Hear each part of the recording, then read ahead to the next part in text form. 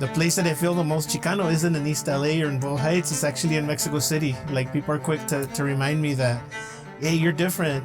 There's a reason why Octavio Paz came to the U.S. to write Labyrinth of Solitude, is so that he could return the gaze back. And I think my travel to Mexico is to go there to confront, you know, my heritage and my past, but it's also to look back and kind of like get like a different view of like, this is what it is, right? So I guess that's been the experience. I mean, I guess it's being here, there, and nowhere, you know, in between, like always existing in that in between. And it always comes up in different ways. My name is Daniel Gonzalez, and I'm a graphic artist and a printmaker. I'm from Los Angeles, California, and I was born and raised in Bow Heights. I've been a printmaker for almost 20 years now. I guess growing up and knowing that, I don't know, that something's kind of like not quite right. Something's kind of off about your experience, right? That was me as a young kid and going into a teenager, being surrounded by a space that isn't very welcoming, you know, by a school system that denies your history, that's trying to cover up your kind of like what your history is, and kind of like trying to like limit your potential, trying to define what you are, trying to put you down. That was the Chicano experience growing up for me. And then later on is kind of like learning that it's systematic, you know, and then becoming politicized, and then kind of shedding that that vision that's put on you, or that definition, that Anglo definition of what it is to have brown skin and to be a person with two languages, with two different cultures, and defining yourself, you know, and empowering yourself with that history, and seeking it out, empowering yourself with your culture, with your heritage, with language, with even the food you eat, everything. Everything becomes a political statement, right? And now as an adult, it's kind of like, you know, trying to empower others by imparting that message, or kind of handing off the baton of like, look, I brought it up to this point. When I went to school, I didn't know any English, but, you know, they spoke English and they grew up, you know, speaking English, and they had parents that had been a couple generations here. My parents came from Zacatecas, and they didn't know English until I went to school and started bringing my homework. You know, before I knew the U.S. national anthem, I knew the Mexican anthem, and I knew how to salute, and my mom took that very seriously because of their schooling, because of the way that the education system is in Mexico. They raise them young. So I was already kind of made aware that this used to be Mexico, right? And then later on, that this is native land, you know, and then I'm part of that story. Like, these are my cousins, right? And that I'm more related to that struggle than to anything else. So that for me, like, from the get-go, I guess it was language, and trying to figure out how to navigate that with that limitation, and then later on kind of taking the blinders off to see kind of beyond that Mexican nationalism even, and recognizing that the space that I inhabit has its own history that is related to mine, you know, like U.S. history is Mexican history, and Mexican history, you know, we have to like crack all these layers to kind of get to the root of it. And the root of it is that we're indigenous, and the people that live here are indigenous as well, and our struggle is tied into theirs, right? So it's kind of like becoming aware of that matrix, and then but also like realigning it to what is it? Is it U.S. Mexico politics, or is it really about like where are you planting your feet? You know, like, what's the stories around in this area? Because we're bringing our stories here, but there's things that already exist that we need to be aware of, right?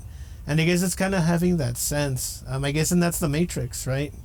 It's kind of seeing seeing that what's being applied to us is kind of it's kind of part of this larger system that is trying to break us up into pieces.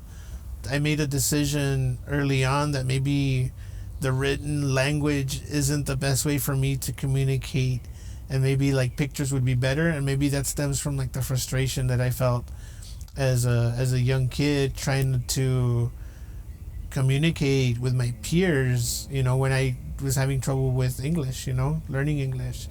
um, I think a lot of the politics kind of like speak to what's around me or what's lived, right?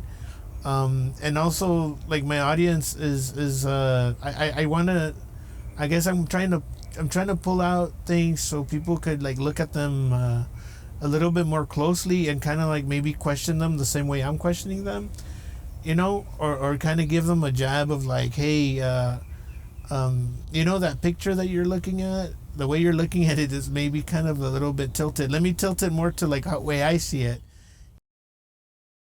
And I think it's a collection of experiences. Seeing the murals in my neighborhood, and like what they were celebrating, the celebrating this culture that I was kind of a part of, because my parents were pretty new to the neighborhood. They had just moved. They came in the 70s.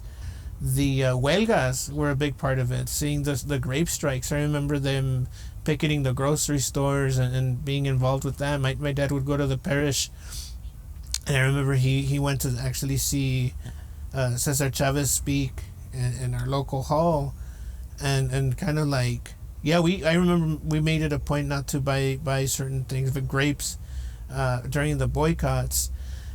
Those things, kind of led me to have like this notion, right, that that that I was being shortchanged, that I was, like the things aren't what they seem. Everything is not okay. Like your parents try to shield you from that as much as you can as a young kid, but it kind of comes out in the cracks and in the corners and the crevices. And again, it's like that political vision, right, of yourself and like what it is to live as a brown person in this country. One time I got on a bus, and there was a big fad in the 90s, like to dress up like zoot suiters. And I remember there was an old Pachuco on the bus, and he just told off the young kids on the bus. They're going to the dance, and they're like, man, like he was like, F you, man, like that thing that you're wearing used to mean something. Like that, estás tirando garra. You're with your calcos, and you're with your tacucho and your tanda, like all that stuff like meant something, and you're just wearing it like what, like nothing. Like it used to mean something, and that made me curious. I was like, wow, what did it used to mean? Like what was that about? It's kind of like that older generation telling the younger generation like that's taking for granted like these things that we just kind of wear. Like back then, like you learn about the Zoot riots, right? And you learn about what he probably lived through. Now it's just kind of like fashion, and back then it's resistance. I remember I had a teacher that just kind of like did a whole section. He devoted a whole slot of time to talking about indigenous cultures and talking about, the Aztecs. And then, later on through conversations with my parents, it's kind of like, for them, it was just kind of like common knowledge. It's like, yeah, you could trace your family to indigenous folks. What were they called? Well, I don't know. Son indios. Vivían en el cerro, right? And then, kind of wondering like, well, that's important. Why doesn't anybody else talk about that, or uncover that or value that, right? So I kind of took it upon myself to kind of start rescuing that and start, kind of becoming like the keeper of that information, and then translating it into art, or speaking about it, or so all those things, I guess, are part of being Chicano, right?